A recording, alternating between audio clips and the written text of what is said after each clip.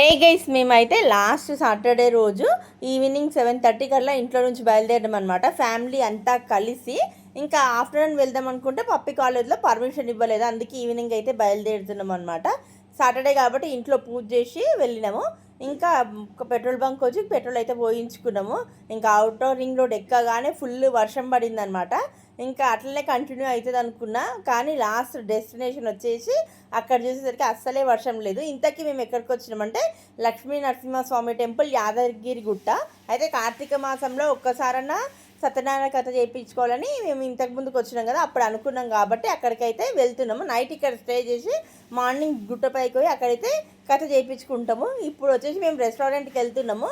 అంటే ఈ రెండు నైవేద్యము దసరా రెండు రెస్టారెంట్లు ఆ రోజు ఓపెన్ చేసిరనమాట.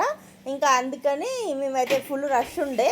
ఇంకా ఇక్కడ వచ్చేసి ఒక వెజ్ మీల్స్, ఇంకా వెజ్ దమ్ బిర్యానీ తీసుకున్నాము, ఇంకా దోశ, ఇట్లా 4-5 వెరైటీస్ తీసుకొని షేర్ చేసుకుని అయితే తిన్నాం. మేమైతే తిన్న తర్వాత మా అత్తమ్మ కార్లకు తీసుకుపోయి తినిపించి ఇంకా అక్కడ నుంచి అయితే బయలుదేరుతున్నాం. మేము నెక్స్ట్ రూమ్ తీసుకున్నాం. రూమ్కి వెళ్ళి అక్కడ రేపు పూజకైతే వెళ్తాం.